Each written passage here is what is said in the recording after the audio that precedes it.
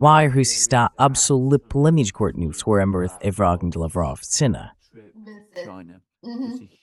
Eles estão falando que o Putin provavelmente vai visitar a China de novo ou algo assim? Isso mesmo. De qualquer forma, vamos falar sobre todas essas coisas. Vamos falar sobre isso. É muito excitante a China nesse momento. Mais do que eu jamais o conheci, aliás.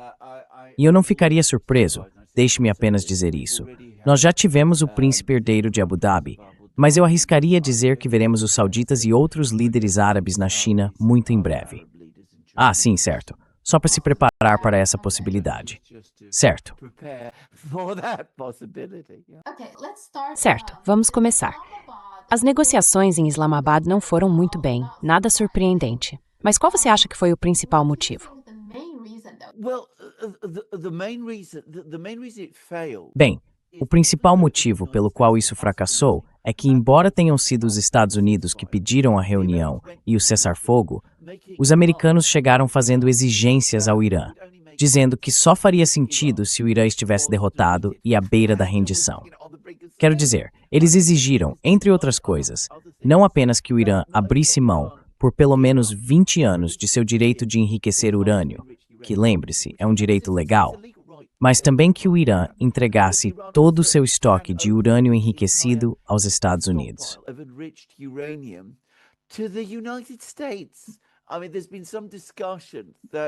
Quer dizer, houve alguma discussão de que o Irã, poderia entregar parte disso a um consórcio de vários países, ou talvez aos russos, mas a países amigos.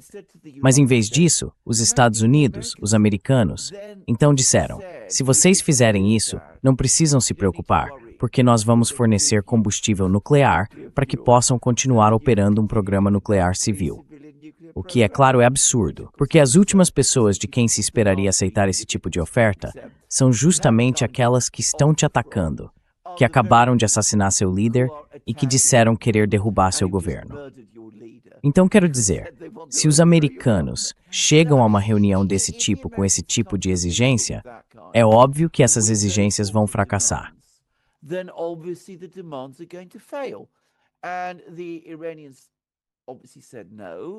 E os iranianos obviamente disseram não. Então eles disseram, olha, temos várias ideias nossas sobre as quais queremos conversar. Os americanos se recusaram a discutir qualquer uma delas, ao que parece. Os iranianos foram a Islamabad esperando uma reunião de 2 dias. E então houve uma pausa nas discussões. No final dessa pausa, eles de repente souberam que os americanos haviam pegado um voo e ido embora, aparentemente sem dar qualquer aviso prévio. Então, quero dizer, tudo foi conduzido da maneira mais absurda possível. E, novamente, isso faz a gente se perguntar o que exatamente eles estão pensando em Washington. Arrogância, certo? Então, o Trump ainda acha que é o vencedor de alguma forma entrando nisso. Certo. Então,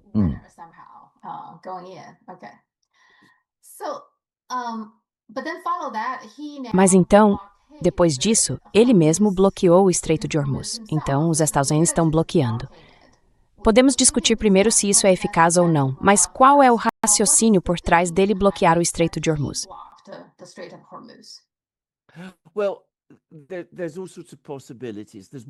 Bem, há todo tipo de possibilidades. Uma delas, que discutimos no The Duran ontem, em um programa que fizemos com um ex-oficial militar dos Estados Unidos chamado Jim Webb, é que Trump percebeu que os iranianos não estavam prestes a ceder. Ele está furioso com eles. Seus ataques com mísseis ao Irã fracassaram. Disseram-lhe que operações terrestres contra o Irã não teriam sucesso. Então ele não está disposto a fazer concessões. Ele simplesmente quebra tudo. De certo modo, é isso que Trump faz. Ele tem um acesso de raiva quando não há mais nada a fazer. Então, ele anuncia um bloqueio naval ao Irã. Acho que há um pouco de verdade nisso. Mas quanto mais penso sobre o assunto, mais acredito que há algo mais acontecendo. But the more I've been thinking about this, I think there is something else. Remember what I have always said, that at the Lembre-se do que eu sempre disse. No fundo da mente dos americanos, sempre e invariavelmente está a China. Então acho que o bloqueio marítimo não é realmente destinado a pressionar o Irã. Ele é destinado a pressionar a China, porque, é claro, Os americanos acreditam que a China depende do Golfo Pérsico para obter seu petróleo.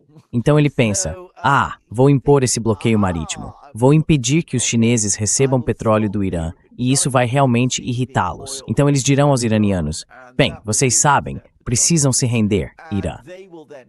Porque veja, tudo isso se baseia na suposição de que a China tem enorme influência sobre o Irã. Então acho que há um certo elemento disso.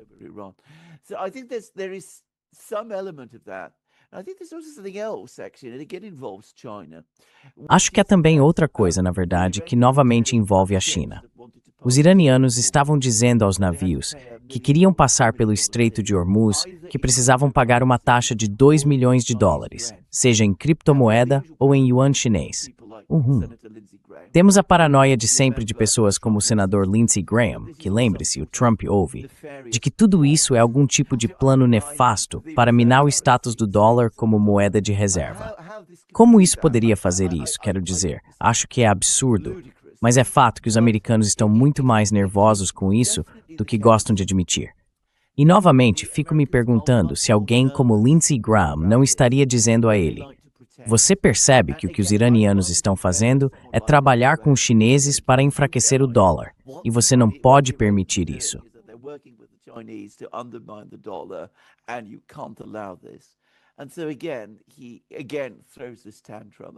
E então, mais uma vez, ele faz esse chilique, quero dizer, talvez todas essas coisas juntas. E ele decide, vou parar os navios de pagarem moeda chinesa, parando os navios completamente. Então acho que essa é possivelmente a explicação para isso. Antecipando, não faz o menor sentido. Tudo que isso vai fazer é piorar a crise de fornecimento de energia, que está prejudicando principalmente a China, o sul global, mas também os Estados Unidos e seus aliados. Mas, você sabe, o Trump já mostrou que isso não é algo que vai impedi-lo ou evitar que ele faça essas coisas estúpidas.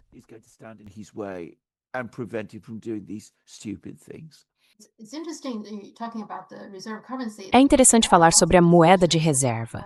Há muitas discussões sobre se é uma boa ideia o RMB, o yuan chinês, ser a moeda de reserva. Porque existe uma falácia aqui.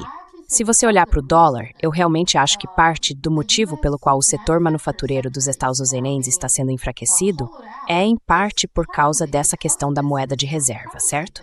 Porque já falamos sobre isso. Se você quer que o dólar seja uma moeda de reserva, as pessoas precisam ter dólares. Caso contrário, você não vai simplesmente imprimir dólares para dar a outros países. Os outros países precisam ganhá-los. Então, você definitivamente precisa ter um déficit comercial, certo? Para que seus dólares circulem em outros países. E isso significa que tudo gira em torno de comprar de outros países e de outras pessoas venderem para você para que possam obter seus dólares. E a longo prazo, enfraquece a sua própria manufatura. Quero dizer, isso é uma parte da questão. Sem dúvida.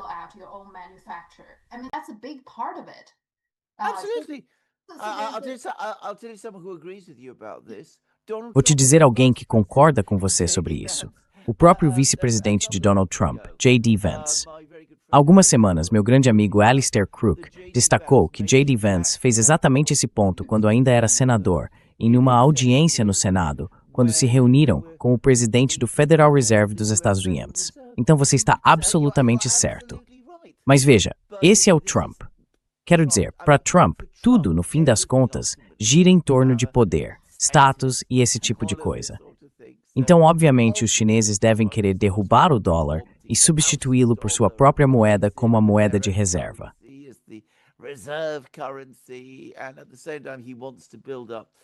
E, ao mesmo tempo, ele quer fortalecer a manufatura nos Estados Unidos, que, aliás, diminuiu no ano passado.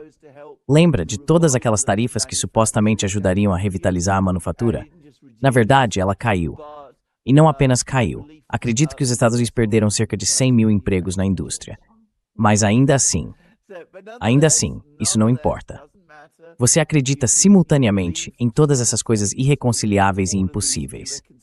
E ao que parece, um dos problemas com Trump agora é que sempre que alguém tenta discutir com ele, ele simplesmente perde a paciência, começa a gritar e berrar e simplesmente não ouve.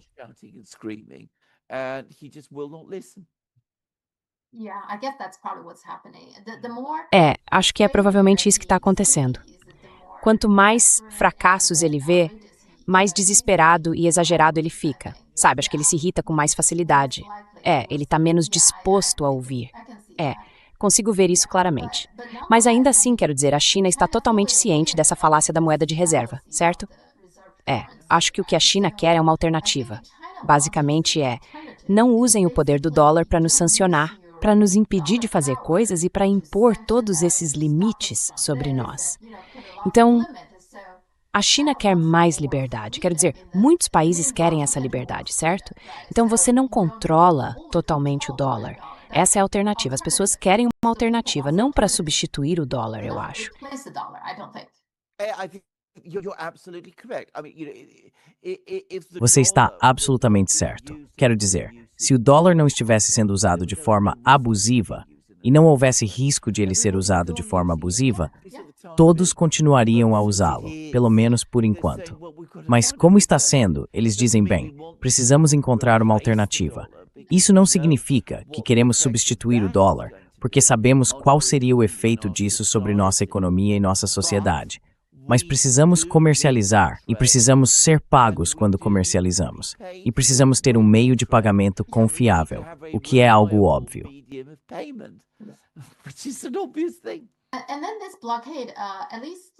E então, esse bloqueio, pelo menos sabemos, está confirmado, tanto pela mídia ocidental quanto pela chinesa, que pelo menos um petroleiro chinês sancionado passou por ali nas últimas 24 horas, mais ou menos. Mas também há um relatório que acabei de ver que sugere que outro foi bloqueado ou algo assim, não está claro. No geral, você acha que isso pode ser eficaz a longo prazo?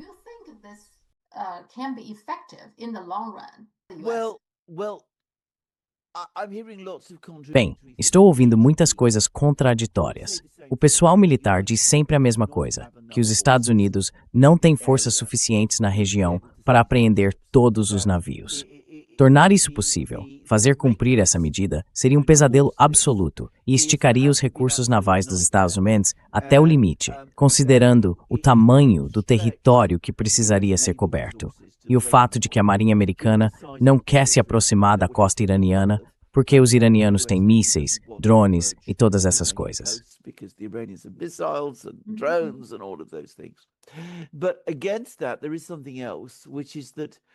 Mas em contrapartida, há outro fator. Os proprietários e capitães de navios ficarão, acredito eu, extremamente receosos de enfrentar os Estados Unidos. Quero dizer, estamos falando, em muitos casos, de indivíduos privados. Eles não querem ser sancionados, não querem ser presos pelos Estados Unidos. Sabemos do que os POAs são capazes quando aplicam sanções. E eu imaginaria que isso dissuadiria uma proporção muito alta deles, provavelmente a grande maioria, de desafiar esse bloqueio americano. Assim como o bloqueio iraniano, o controle iraniano do Estreito de Hormuz, não envolve realmente a apreensão de navios, acho que o mesmo se aplica, embora de uma forma um pouco diferente, a esse bloqueio americano também.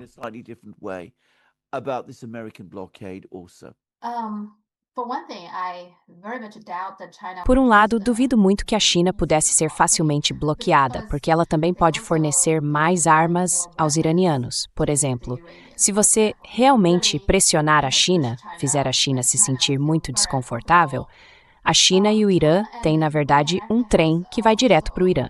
Então, eles podem fornecer muitas coisas por trem também, não apenas por via marítima.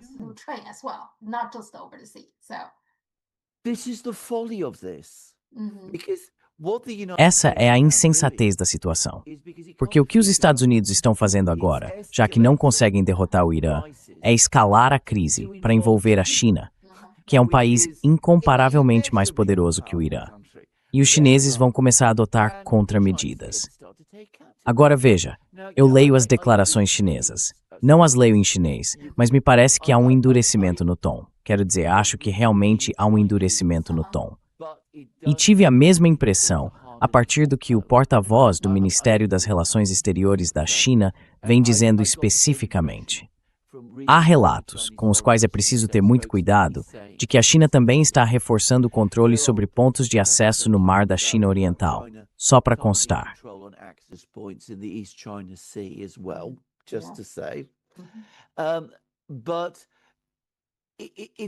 Mas se você começar a tomar medidas como essa, se começar a apreender navios, se começar a interferir no comércio da China com um país como o Irã, com o qual a China tem todo o direito de negociar, então, inevitavelmente, você vai acabar se envolvendo em uma confrontação com a China.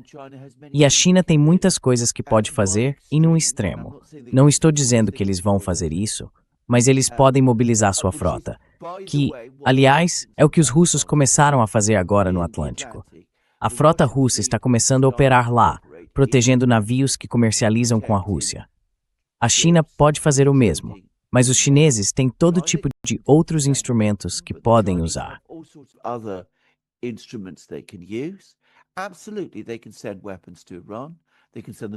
Com certeza. Eles podem enviar armas para o Irã, de trem, por via aérea, de todas as formas possíveis. E não há nada que os Estados Unidos possam fazer para impedir isso. Mas a China também pode começar a retaliar contra a pressão econômica. Vi que eles acabaram de aprovar uma lei que autoriza o governo chinês a tomar medidas punitivas contra empresas de outros países que apliquem sanções secundárias contra a China. Só dizendo. E eles podem fazer outras coisas, inclusive, é claro, interromper as exportações de terras raras. Eles têm uma ampla gama de opções, vender títulos do tesouro e fazer todo tipo de coisa assim.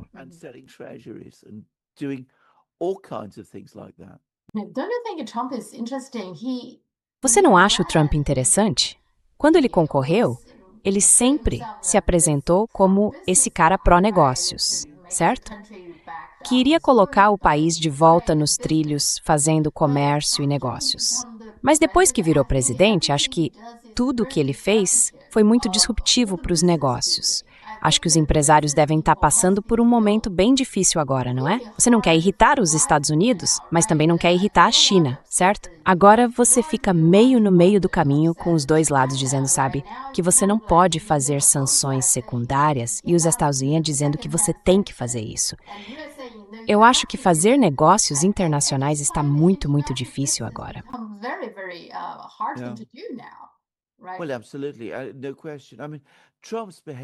Bem, absolutamente, sem dúvida. Quero dizer, o comportamento de Trump está se tornando mais desequilibrado e bizarro a cada dia. E sabe, nós ainda não, talvez nem precisemos, falar sobre aquelas postagens e fotos absolutamente bizarras que ele tem publicado sobre si mesmo no Truth Social. Muita gente está se perguntando se ele ainda está plenamente no controle de suas faculdades mentais. Eu mesmo começo a ter dúvidas quanto a isso. Parece-me que ele está cada vez mais se afastando do mundo real, o mundo dos fatos, e escorregando para um mundo de delírio e megalomania.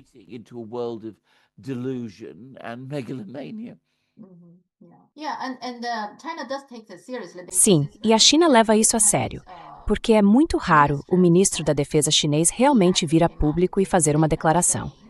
Ele disse que negociar com o Irã é um direito deles e que não vão tolerar nenhuma interrupção. O que deixou muito claro, pelo menos para mim, que a China continuará a negociar com o Irã.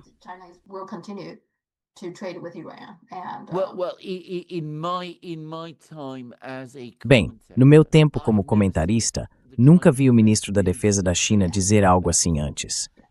É uma das declarações mais fortes que já vi. E isso me faz pensar se vamos começar a ver a frota chinesa sendo enviada para o Oceano Índico e o Mar da Arábia. O que, quero dizer, se isso começar a acontecer, estaremos em território de crise dos mísseis de Cuba. Estamos indo nessa direção.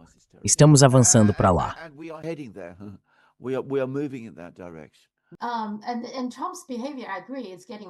E o comportamento do Trump, eu concordo, está ficando cada vez mais radical. Ele está arrumando briga com pessoas do MAGA, certo?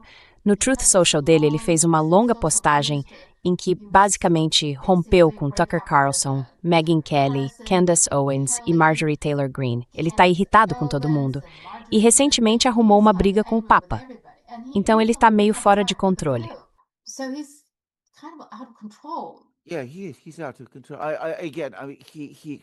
Sim, ele está fora de controle.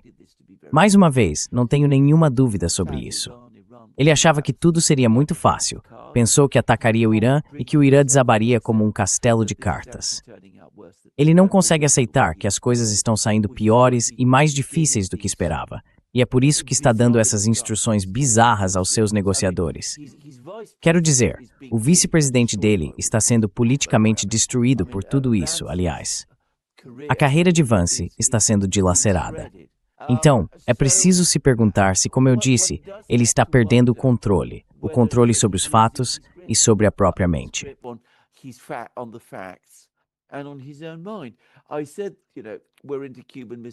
Eu disse, sabe, estamos entrando em território de crise dos mísseis de Cuba, muito possivelmente. E não apenas se a frota chinesa for mobilizada. Quero dizer, esse seria um tipo de crise, mas é possível imaginar muitos outros. O que trouxe a crise dos mísseis de Cuba sob controle foi o fato de haver duas pessoas completamente lúcidas de cada lado, Khrushchev e Kennedy, e eles conseguiram negociar e chegar a um acordo entre si. Agora está começando a parecer que o líder dos Estados Unidos está bem louco. Talvez isso soe um pouco forte, mas provavelmente não muito. E quem pode ter certeza de que algo voltará a ficar sob controle?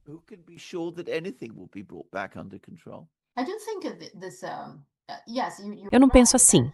Sim, você tem razão ao dizer que ele acha que seria algo fácil. A mídia dos Estados Unidos tende a culpar tudo no Netanyahu. Mas recentemente também houve uma entrevista que ele deu, talvez há 30 ou 40 anos, com a Barbara Walters.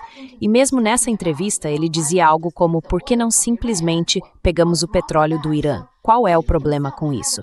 Então ele tem essa ideia há anos, não é só o Netanyahu. Acho que ele realmente acredita que vai ser fácil também.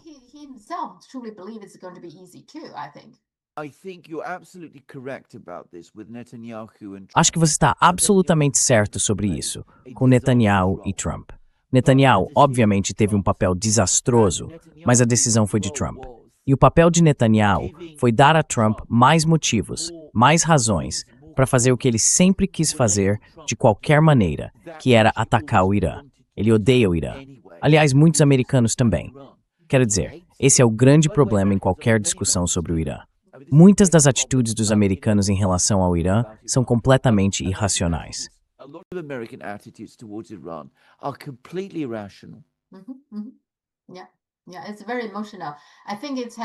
Sim, é algo muito emocional. Acho que tem a ver com a crise dos reféns. Mas é claro, as pessoas que odeiam o Irã por causa da crise dos reféns não querem falar sobre o que aconteceu antes disso, certo? Foi os Estados Unidos que derrubaram os próprios governantes eleitos e depois colocaram Shah no poder, não é? Então esse tipo de coisa eles não querem discutir. Estão focados apenas na crise dos reféns.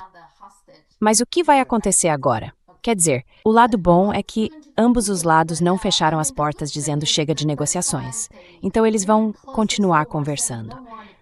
O que você acha daqui para frente? Há alguma esperança de que consigam alcançar algo?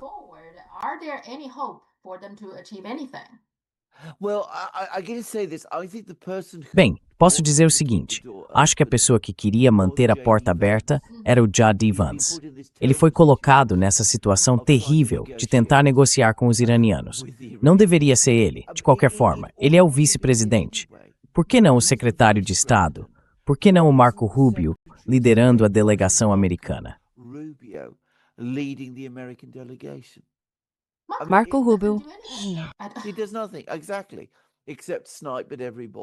Ele não faz nada, exatamente. Só critica todo mundo e manobra para se tornar presidente.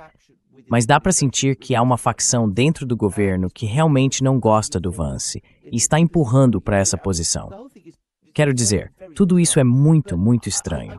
Mas tenho a impressão de que foi o Vance quem tentou dizer algo como: estamos abertos a voltar e negociar no futuro. Os iranianos, é claro, sempre estiveram prontos, porque esperavam negociar já no segundo dia. O problema é que, para as negociações terem sucesso, no fim das contas, é preciso que o homem na Casa Branca, o próprio presidente, esteja totalmente comprometido com o processo. E, por enquanto, Trump não está. A única negociação que ele está disposto a considerar é aquela que lhe dá o que quer, o que os israelenses não vão fazer.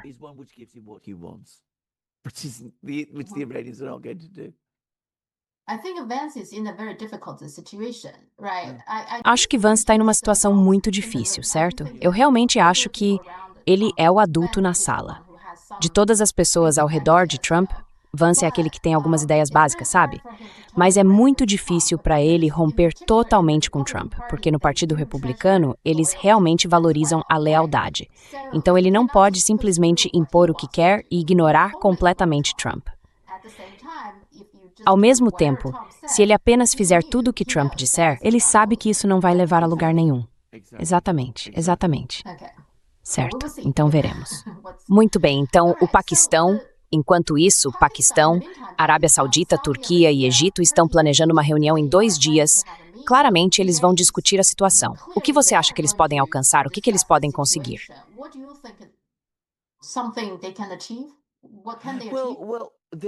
Bem, eles conseguiram estabelecer o cessar-fogo, certo? Que parece que provavelmente vai durar até a próxima semana. Uhum.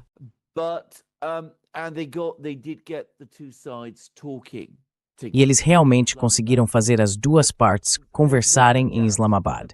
Mas não há dúvida de que querem que esse processo continue e desejam persuadir ambos os lados a voltar e negociar novamente.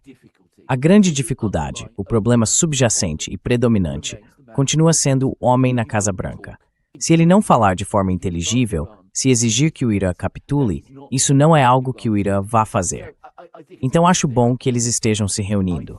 É útil que estejam. Mas por enquanto, devo dizer que não acho que isso vá muito longe.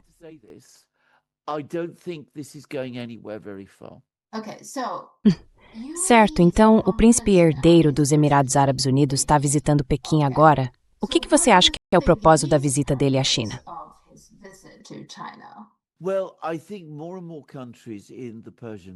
Bem, acho que cada vez mais países do Golfo Pérsico estão começando a perceber que a garantia militar americana, sob a qual todos viviam, não vale o papel em que está escrita. Na verdade, entendo que houve hoje uma declaração de um alto funcionário saudita, na verdade um vice-ministro das Relações Exteriores, que disse: "Sempre achamos que os Estados Unidos nos protegeriam, e agora vemos que não podem, e que precisamos buscar proteção em outros lugares." Agora, que outros lugares seriam esses? Acho que os Emirados Árabes Unidos, como muitos outros ao redor do mundo, estão dizendo: bem, se uma grande potência não consegue fazê-lo, devemos recorrer a outra grande potência, que é, claro, a China.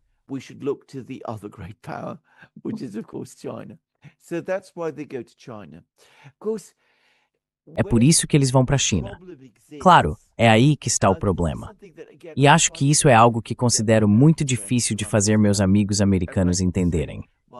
E quando digo meus amigos americanos, incluo pessoas como o professor Mearsheimer, a quem entrevistei apenas uma semana. Tudo bem que os Emirados Árabes Unidos, os sauditas e todos os outros vão à China e digam venham e nos protejam. Mas os chineses vão perguntar: de quem? De quem vocês querem que nós os protejamos? Essa é a primeira pergunta. E depois, por que vocês acham que isso é assunto da China? Isso é algo que muitas pessoas parecem achar muito difícil de compreender.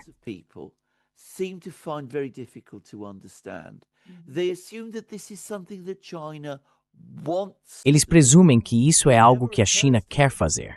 Nunca lhes ocorre que, pelo contrário, é algo que a China não quer fazer. Ela não se vê dessa forma, como uma espécie de anti-Estados Unidos ou uma alternativa aos Estados Unidos nesse sentido. Portanto, prevejo que cada vez mais Estados árabes irão a Pequim, dizendo à China: venham, estabeleçam bases em nosso território, façam todas essas coisas. E ficarão muito surpresos quando os chineses disserem não. O que eu acho que os chineses dirão a eles é simplesmente o seguinte: olhem, vocês realmente não precisam de nós.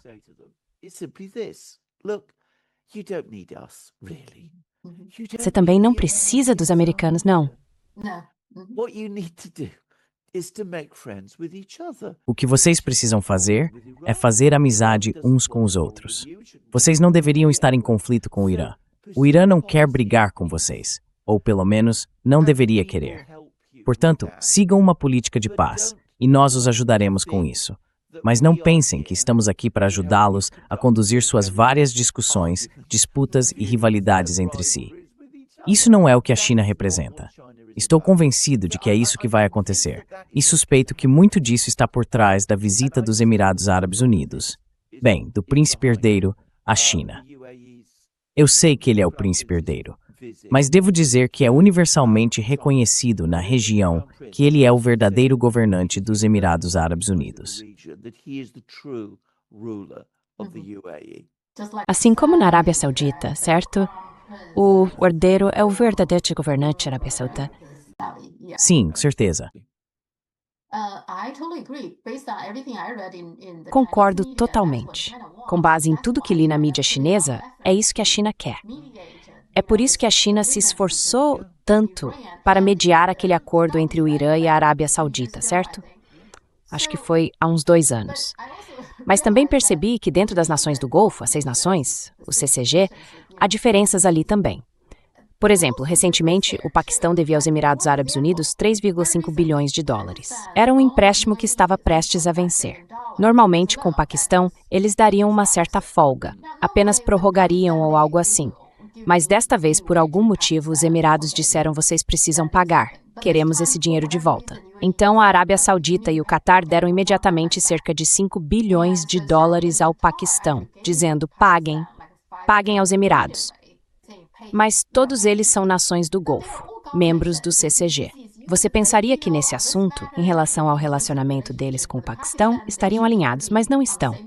Então, mesmo entre os países do CCG, há algumas tensões também, certo?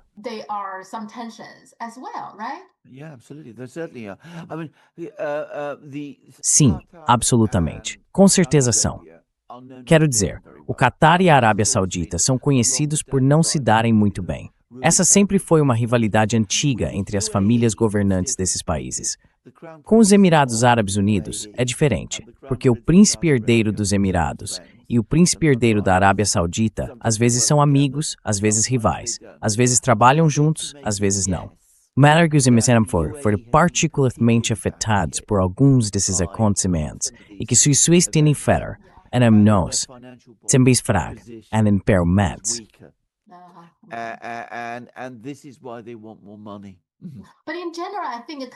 Mas, em geral, acho que o Catar e o Irã, sabe, esses são 2 países bem pequenos, certo? Minha impressão é que, mesmo sendo pequenos, eles não querem ser pressionados ou totalmente dominados por nenhum dos outros dentro do CCG. Exatamente. Você está completamente certo. Então, não é uma tarefa fácil fazer com que todas as nações do Golfo mantenham um bom relacionamento com o Irã. Mas você tem razão. Acho que o que a China está tentando dizer é: pessoal, entendam-se, assim vocês não têm nada a temer. Ninguém vai atacá-los, certo? Exatamente. Mas enfim, então...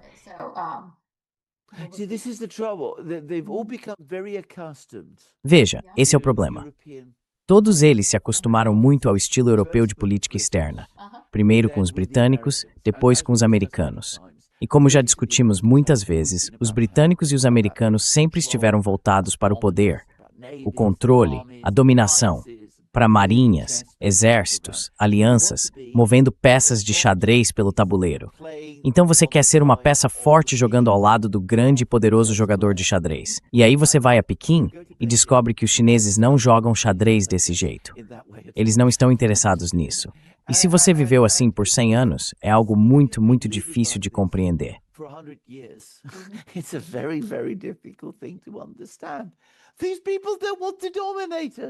Essas pessoas não querem nos dominar. Como podemos lidar com isso? Acho que o mundo precisa de um reinício em termos de forma de pensar, certo? O domínio europeu na maneira de pensar já dura tempo demais. Precisamos reintroduzir a forma de pensar chinesa.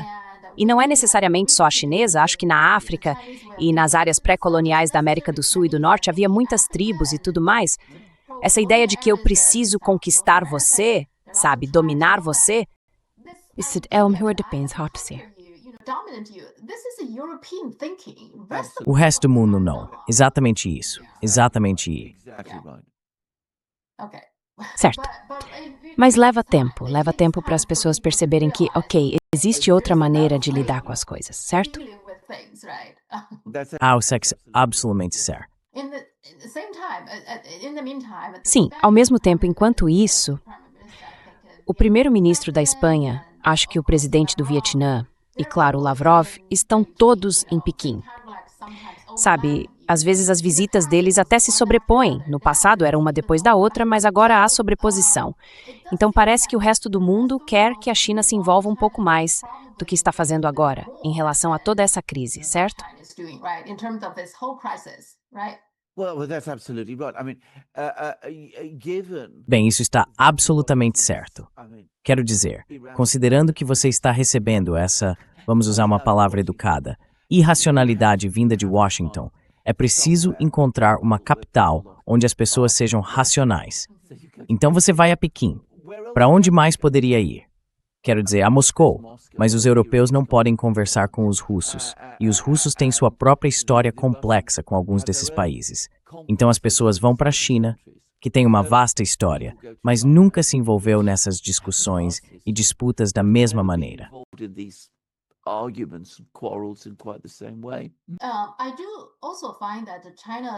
Também percebo que a China parece querer se envolver mais nisso, porque os números mais recentes saíram ontem. As importações de petróleo da China, na verdade, aumentaram em março, mais do que em janeiro e fevereiro. Há uma leve alta. Então, isso não afeta realmente as importações de petróleo da China. Se você comparar com o Japão, por exemplo, as importações de petróleo do Japão no mesmo período caíram 30%. Portanto, isso é uma boa notícia para a China. O crescimento de exportações desacelera. Sim, sim. Então, isso significa China. Agora, você também fala sobre a Rússia a longo prazo. Acho que tanto a China quanto a Rússia não querem que o mundo inteiro entre em recessão, certo? Exatamente. Se as coisas continuarem assim, sim. Então, eu realmente acho que a China tem um incentivo para fazer mais, certo? Yes, this is absolutely right. China and Russia are Sim, both countries isso está absolutamente certo. A China e a Rússia são ambos países comprometidos com a estabilidade. Ambos estão focados, antes de tudo, em melhorar as condições de vida de seu povo. Eles já disseram isso muitas vezes. E entendem que isso é melhor alcançado em condições econômicas estáveis em todo o mundo. São os americanos e os europeus que pensam de outra forma, que se interessam menos por isso. Porque, é claro, a prioridade deles não é melhorar as condições de povo, é tornarem-se-nos por spor, fez implementar esse word. making themselves as powerful as possible, which is a completely different thing. Sim, então é do interesse de China e Rússia encerrar esta guerra. Mesmo que neste momento a Rússia esteja se beneficiando dos altos preços do petróleo e a China, até agora, não tenha sido muito afetada por isso. Na verdade, os veículos elétricos e os painéis solares chineses estão vendendo muito bem. Então, a curto prazo, a China até se beneficiou disso. Mas acho que ambos os países não estão pensando da mesma forma que os Estados Unidos pensam hoje. Eles sempre estão na outra frente da Rona. Yes. Sim, isso mesmo. Sim. E era isso.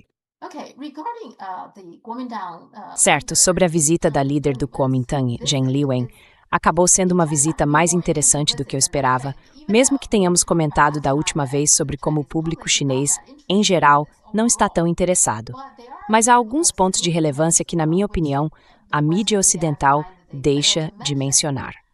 Um deles é que esta é a primeira vez em muito, muito tempo, talvez até na tradição de qualquer grande partido em Taiwan, que, após a eleição do líder, o novo líder visa primeiro o continente estrangeiro aos Estados Unidos. Interesting. Interessante, muito positivo e um bom sinal isso. É. Claudius, nenhuma mensagem aponta isso, tem significativo. The Western media have A mídia ocidental mal cobriu essa visita, aliás. Quero dizer, houve uma ou duas pequenas menções a respeito, escondidas em vários artigos, mas as pessoas realmente não querem pensar sobre isso. think about this. Sim, mas acho que se esse líder disser algo absurdo, tipo, sabe, queremos, junto com o outro partido, ser independentes, acho que isso estaria em todos os lugares. Ah, em todos os lugares. Com certeza. All over the place. Absolutely. Absolutely. You remember I Com certeza. article in Você se lembra que eu te enviei aquele artigo do Financial Times sobre como os jovens taiwaneses estavam, na verdade, se sentindo atraídos pela China e que isso era considerado algo terrível, segundo o Financial Times. Pois bem, é a mesma coisa aqui. Se um líder taiwanês vai à China e tudo corre bem, isso não é algo que nos deixa muito felizes. Mas se um líder taiwanês diz que a China é o pior país do planeta e que devemos resistir a ela com todas as nossas forças, ora, essa é a melhor notícia possível. Isso é visto como um ato de coragem e heroísmo extraordinários por parte desse líder. Sim, e as pesquisas dela realmente dispararam depois que ela voltou para Taiwan. Se a eleição fosse hoje, aparentemente ela teria vencido uma ampla margem. Sério? Sim, 70%. Os números dela nas pesquisas. Uau! De novo, você não vê isso sendo noticiado, certo? Você fala sobre democracia, mas quando essa pessoa é popular, você não quer mencionar. Outra coisa interessante, você está falando sobre o Financial Times. O Financial Times publicou um artigo intitulado Xi da China diz ao líder da oposição de Taiwan que a unificação é inevitável. Eu simplesmente não encontro essa frase no discurso de Xi Jinping. Quando os dois se encontraram, cada um fez uma declaração, certo?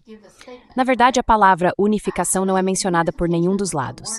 Por outro lado, foi isso que ele disse. Xi Jinping afirmou: compatriotas de ambos os lados do Estreito de Taiwan pertencem à mesma nação chinesa. Ou seja, ele nem está falando sobre unificação, ele está dizendo que somos os mesmos.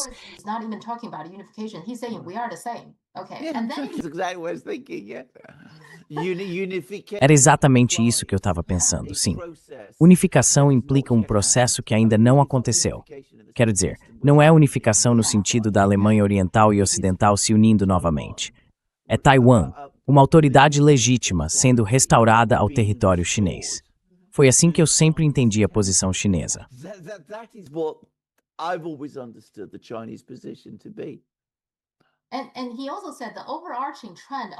E ele também disse que a tendência geral de alcançar o rejuvenescimento nacional é irreversível.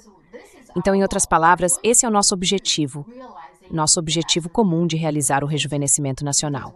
Porque nós dois somos chineses, certo? Trata-se da civilização chinesa, sabe? Esse é o nosso objetivo comum. E a questão é que ela concorda. Em sua declaração, ela disse a mesma coisa. Então, não vejo essa frase adicionada. Sabe, a palavra unificação ali. Não encontrei.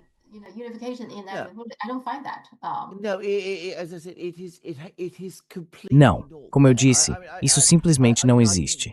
Quero dizer, sabe, eu vi aquele título, aliás. Nem me dei ao trabalho de ler o artigo porque sabia que seria um absurdo. Mas é exatamente isso. Você está completamente certo. Todo esse assunto de Taiwan é totalmente mal noticiado no Ocidente, e o pensamento chinês sobre isso é completamente deturpado no Ocidente.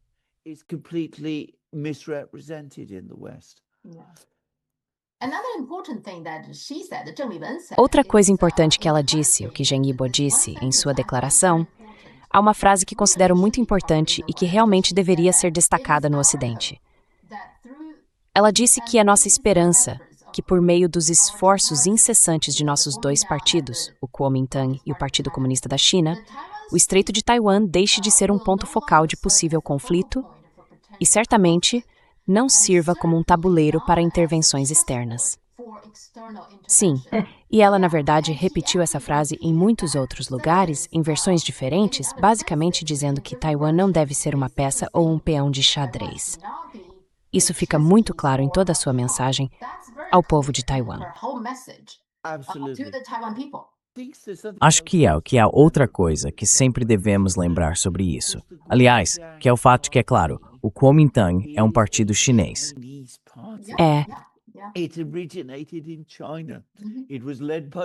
Ela se originou na China. Foi liderada por Sun Yat-sen em certo momento, como eu, claro, lembro muito bem. Era um partido nacionalista chinês. Também tratava da revitalização da China e do povo chinês. E, de certo modo, o Partido Comunista e o Kuomintang têm origens comuns em eventos do início do século XX. A resistência do povo chinês contra as tentativas de estrangeiros, do Ocidente e dos japoneses de submergir a nação chinesa. Portanto, não é surpreendente que encontre uma linguagem comum. Isso é algo que as pessoas, mais uma vez, simplesmente não compreendem.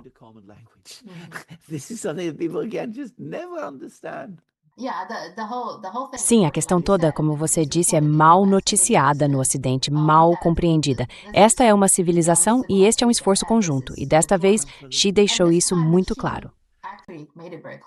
Absolutely. You know, it is a very old Com certeza. É algo muito antigo. Quero dizer, veja, as primeiras palavras do grande romance chinês sobre os três reinos, que dizem: toda a terra, uma vez dividida, deve se unir. Isso sempre esteve presente. E a outra história que sempre lembro aos meus amigos ocidentais, eles sempre acham surpreendente. Quando a China se reunificou no início da dinastia Song, uma das regiões tentou permanecer separada. E o imperador disse: que crime cometeram seu povo para que não devessem fazer parte da pátria novamente. Esse é o modo de pensar chinês. E como eu disse, não é algo que os ocidentais queiram reconhecer. And it's not one, as I said, that Westerners ever want to acknowledge. E eles não entendem por quê. A razão pela qual essa ideia de unificação é tão importante ao longo da história chinesa é porque só assim é possível ter uma paz sustentável e duradoura. Caso contrário, quando há separação, sempre existem conflitos.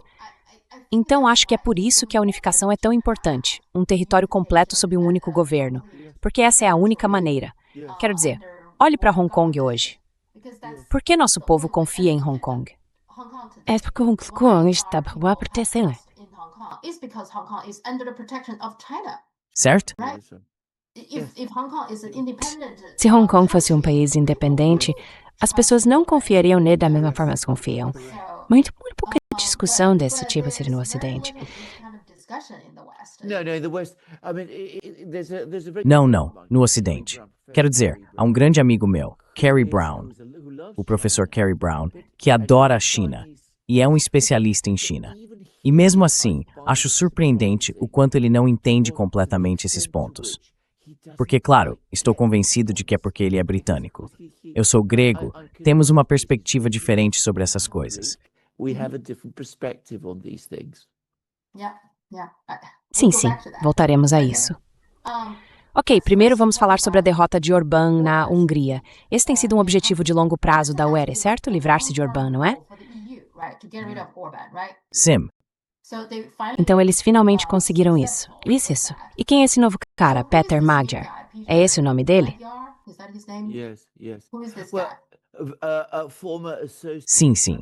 Quem é esse cara? Um ex-associado e amigo próximo de Orbán, que depois o traiu. Isso é política, lembre-se, especialmente política europeia. Ele é muito carismático, muito inteligente, não tem nada do Orbán. E claro, para se tornar primeiro-ministro, ele teve que se alinhar com as forças pró-União Europeia e provavelmente também lhe disseram: venha para o nosso lado e nós o apoiaremos. Então, no momento, ele ainda fala como se fosse continuar muitas das políticas e linhas políticas de Orbán. Mas acho que as pessoas na China não deveriam esperar por isso. Digo isso porque sei que a China investiu muito na Hungria durante o governo de Orbán. Mas devo dizer o seguinte: suspeito que a cada semana e mês que passam, veremos a Hungria se aproximar novamente e se alinhar mais de perto com a linha europeia. To align more closely with the European line. Uma coisa que sempre achei notável em Orbán é que ele conseguiu manter boas relações com a China, com a Rússia e com os Estados Unidos, com Trump. Certo. Não se esperaria que Peter Magyar consiga manter isso com as três grandes potências. No, he won't. It's inconceivable. He lacks that Ele não vai. level of political. Ele não vai. É inconcebível. Ele não tem esse nível de habilidade política e, francamente, de genialidade. Quero dizer, Orbán não era isento de falhas. Tinha muitas falhas, muitos pontos cegos e cometeu muitos erros. Mas ele era, de fato, um dínamo político.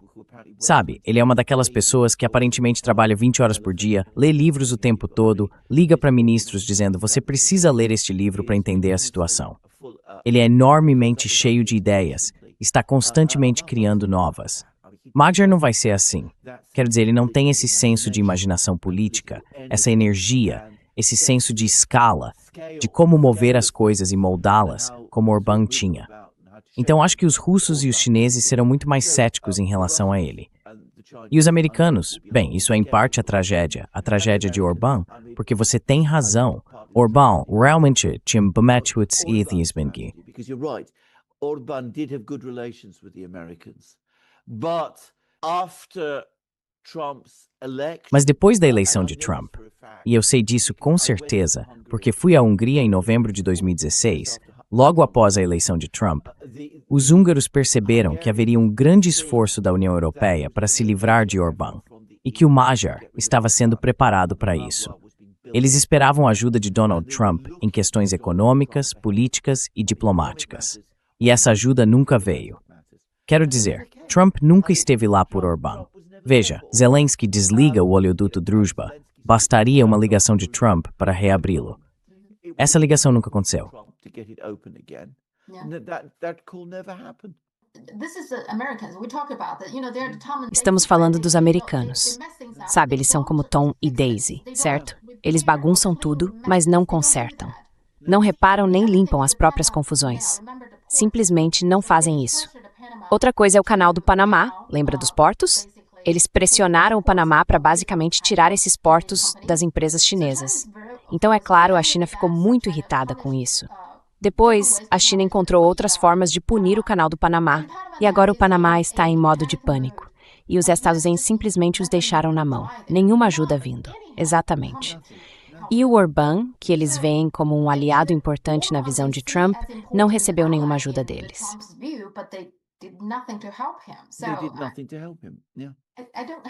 Eles não fizeram nada para ajudá-lo. Sim, quero dizer novamente, a China é muito diferente aqui. A China é muito diferente. A Rússia é muito diferente. Você vê como os russos estão se esforçando agora para tentar ajudar Cuba, pela qual eles se importam muito. Mas é isso.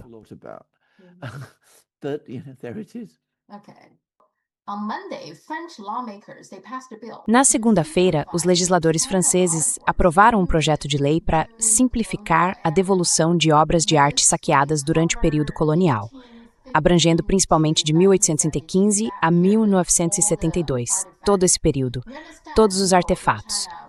Você entende que as pessoas na China estão muito interessadas nisso, porque uma grande parte dos artefatos saqueados veio do Palácio de Verão. Eles foram levados pelos franceses e, portanto, a França os possui. E agora, é claro, a China está esperando. Certo, vocês vão simplificar esse processo. Isso significa que vão devolver mais desses artefatos que tiraram da China? Sei que você vai se interessar, porque então, automaticamente, as pessoas vão perguntar: por que o Reino Unido não faz o mesmo? Certo. Então, há uma diferença entre a França e a Grã-Bretanha nisso, não é? Não, disso não há dúvida. Quero dizer, a abordagem francesa é muito diferente. E o que eu sempre lembro sobre a França é que existe dentro da própria França uma tradição revolucionária de esquerda radical que remonta à Revolução Francesa e que é muito, muito hostil ao colonialismo, ao imperialismo e a todas essas coisas. Quero dizer, a França, por muitos anos, teve um partido comunista muito grande, por exemplo, alguns de cujos membros eu cheguei a conhecer. Considerei vários comunistas franceses como amigos pessoais. Quero dizer, isso foi há muito tempo, mas eu me lembro de tudo isso. This is a long time ago, but I remember all of that.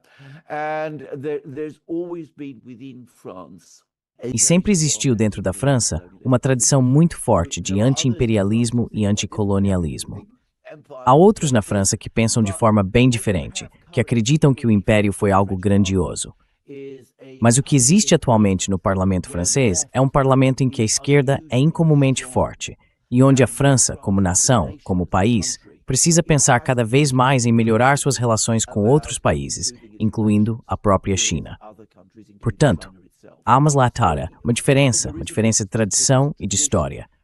E também há uma diferença nas sensibilidades em relação à política externa. No Reino Unido, não é nada assim.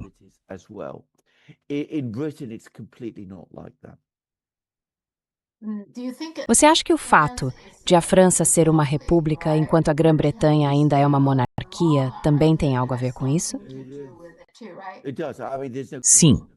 Quero dizer, não há dúvida quanto a Revolução foi contra a monarquia. Os franceses julgaram o rei em 1793 e o discurso que levou à Revolta Francesa 1793 on trial, and the leading the speech that caused the French to decide that the king had to be executed was made by A decisão de que o rei deveria ser executado foi tomada por um homem chamado Antoine Saint-Just, que disse que a razão pela qual devemos executar o rei é porque ser rei em si é um crime. A monarquia francesa, é em si um crime. Bem, obviamente, na Grã-Bretanha nunca tivemos esse tipo de coisa, mas isso ainda está muito presente como parte da tradição republicana na França. as part of the Republican tradition in France.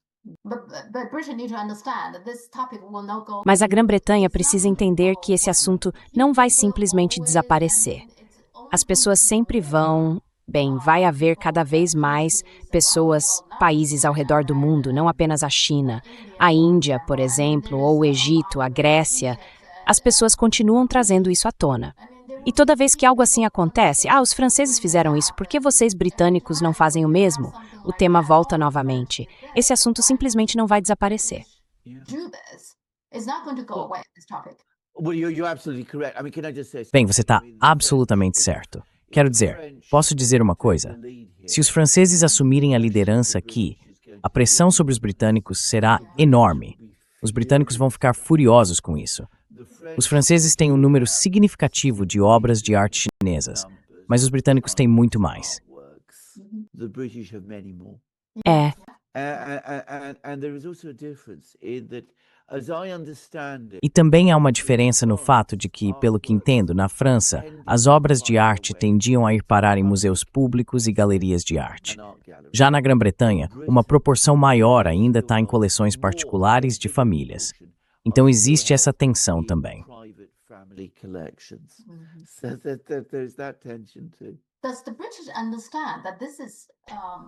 os britânicos entendem que manter essas coisas não traz realmente nenhum benefício para o Reino Unido, certo? Não é como se fossem vendê-las por dinheiro, especialmente o Museu Britânico. Duvido que eles vendessem qualquer coisa por dinheiro. Então, estão exibindo algo que não lhes pertence. Quero dizer, são artefatos feitos por outro país, por outras pessoas, do que eles têm orgulho. Yes. They don't understand that. I mean, it's Eles não entendem isso. Quero dizer, é ainda mais impressionante o que você diz, porque se estamos falando de arte ocidental, Rembrandts, Tizianos, Monets, Picassos, bem, há muito interesse nesse tipo de arte na Grã-Bretanha, porque os britânicos são educados nesse campo. Eles não são educados da mesma forma sobre a arte da Índia, da China ou da Pérsia, ou sobre essas coisas. Então, isso acaba atraindo menos atenção de qualquer maneira. they attract less attention anyway.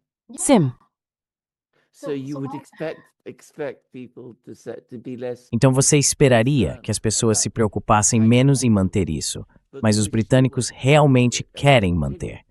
E eu vou te dizer por quê. É uma questão psicológica. Isso os lembra de que já foram uma grande potência.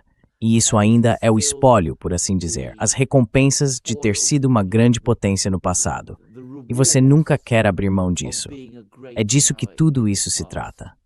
And you never want to give it up. That's what this is all about. eles ainda acham que ser colonizador é algo grandioso. Vocês colonizaram tantas partes do mundo. Isso é motivo de orgulho, mesmo que as pessoas tenham acabado se levantando contra vocês e os expulsado. E, de alguma forma, isso ainda é considerado algo admirável. There is a very, very influential and powerful. Existe uma tradição muito influente e poderosa na Grã-Bretanha. Obviamente, ela é mais de direita. Quero dizer, o Daily Telegraph, por exemplo, e o Daily Mail são expressões clássicas disso. A ideia de que o Império Britânico foi o grande presente da Grã-Bretanha para a humanidade, que foi uma gigantesca operação filantrópica que elevou e melhorou maravilhosamente o bem-estar de todos os países que a Grã-Bretanha um dia governou. Então, esse é o modo de pensar. Aliás, não vou argumentar contra essa visão, porque não preciso. É absurda. Todo mundo na China sabe quão absurda ela é. I don't need to. It's absurd. Everybody in China knows how absurd it is. But Mas na Grã-Bretanha, há muitas pessoas em posições influentes e de poder que ainda se apegam fortemente a isso. Um bom exemplo são as discussões britânicas sobre a escravidão. Quero dizer, os britânicos dizem que a escravidão existiu em muitas sociedades e tem uma história muito, muito longa. Aliás, não realmente na China. A China não, quero dizer, os chineses tinham muitas coisas, mas eles realmente não tinham escravidão. Ela nunca ganhou força lá. Mas os britânicos gostam de dizer, sim, nós nos envolvemos com a escravidão e fizemos isso nos séculos XVIII e XIX. Mas sabe, fomos nós que, por meio do nosso império, basicamente a encerramos.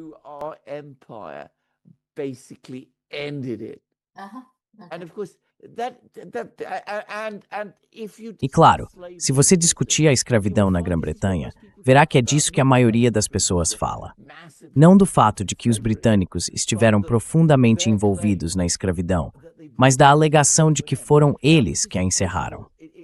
Agora, é claro, isso é uma completa deturpação, porque o que os britânicos fizeram com a escravidão foi pegar algo que já existia em muitas sociedades e culturas e transformá-lo em parte de um sistema capitalista.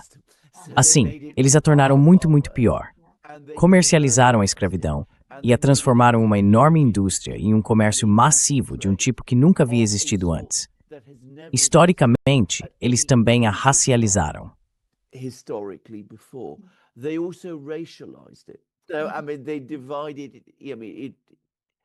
Quer dizer, eles dividiram isso. Se você era escravizado ou não dependia em grande medida da sua cor, isso por si só já é algo muito sinistro. E bem, eles criaram um sistema econômico baseado na escravidão, que continuou mesmo depois que a escravidão acabou e ainda manteve muitas das características que vinham dela. Então, se você fosse às Ilhas Britânicas do Caribe ou aos países da África Ocidental, veria muitos dos sistemas que associamos à escravidão ainda em funcionamento depois de sua abolição. E a versão britânica disso é totalmente interesseira, mas é fortemente acreditada por muitas pessoas.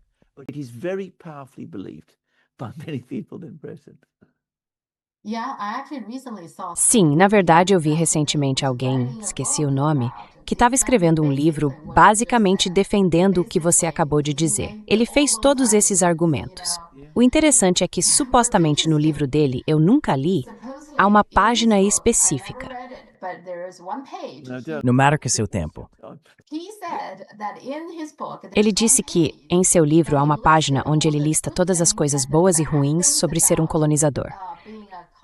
A Grã-Bretanha, sendo esse império, o Império Britânico, fez coisas boas e coisas ruins. Ele disse que, no fim, a lista de coisas boas é muito mais longa do que a de coisas ruins. É. Certo? O que você pode dizer? Sabe, quando você se depara com coisas assim, muitos britânicos, de novo, estou falando principalmente de britânicos de direita, burgueses, ficam muito ofendidos quando você diz, bem, vocês devem devolver todas essas coisas para a China, a Índia, ou seja lá para onde for. Eles dizem, essas pessoas não deveriam ser gratas a nós por todas as coisas maravilhosas que lhes demos. Por que agora estão vindo pedir que todas essas coisas sejam devolvidas a eles?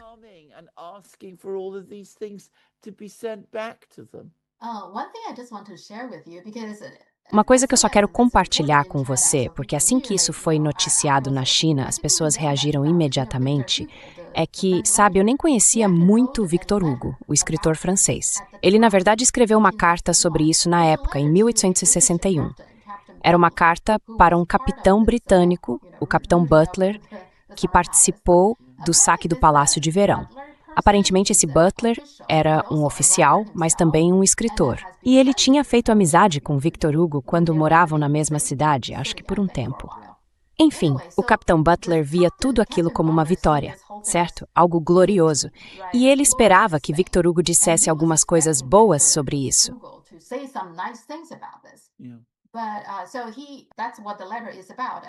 Então é disso que trata a carta. É uma carta longa. Nela, ele disse que um dia 2 bandidos entraram no Palácio de Verão, um saqueou, o outro incendiou. Diante da história, um desses 2 bandidos seria chamado França e o outro seria chamado Inglaterra. E ao final da carta ele disse, Espero que chegue o dia em que a França, liberta e purificada, devolverá esse saque à China despojada. Então parece que esse dia está chegando, não é? Agora, se você fosse visitar o Letal Institute, tem uma estátua de Victor Hugo lá, e só quero mencionar nada. Só acho que os britânicos precisam ler a carta dele. Eles fazem, eles absolutamente fazem. Mais do que livros sobre defender as colônias, sim. Sim, Sim, sim. Um dia deveríamos fazer um programa sobre o Império Britânico, porque sua história no Reino Unido nunca foi realmente escrita, aliás. Quero dizer, uma das coisas mais estranhas sobre a Grã-Bretanha moderna é o quão pouco as pessoas falam sobre o Império. deveríamos fazer isso. Quer dizer, você imaginaria que esse evento colossal, que veja bem, é muito recente. Quero dizer, há pessoas vivas na Grã-Bretanha hoje que ainda foram administradores imperiais. Você imaginaria que seria o fato mais importante da história recente da Grã-Bretanha, algo sobre o qual as pessoas estariam escrevendo. Porque como evento é enorme.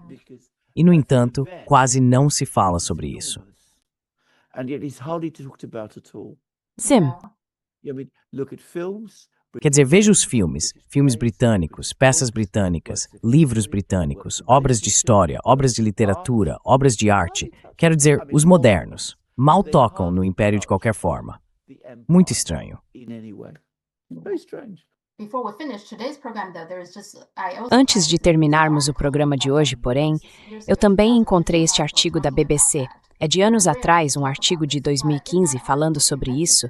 Raramente eles falam sobre o assunto, mas nesse artigo mencionaram um homem, James McKee, que era capelão das forças britânicas. Então, isto foi o que ele escreveu. Agora, um capelão, ele é ligado à igreja, certo? Então é um líder religioso. E foi isso que ele disse. Acho que ele estava com as forças, sabe? Fazia parte delas.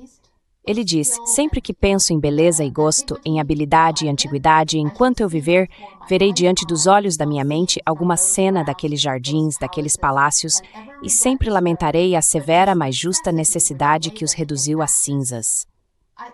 Antes de tudo, achei que isso foi escrito de forma muito bonita. Mas, além disso, ele está defendendo que aquilo foi necessário.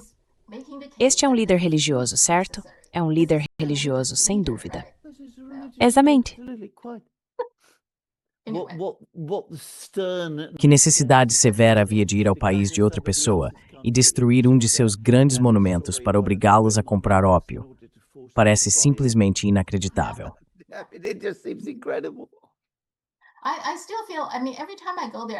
Ainda sinto, toda vez que vou lá, uma sensação de infortúnio, porque esse jardim é tão diferente de todos os outros. Foi projetado por italianos, certo? Então é do auge do Renascimento, e foram eles que o conceberam. Se tivesse sido preservado até hoje, acho que teria um verdadeiro valor arquitetônico para aprendermos sobre os europeus, não é? Sim, eu sei.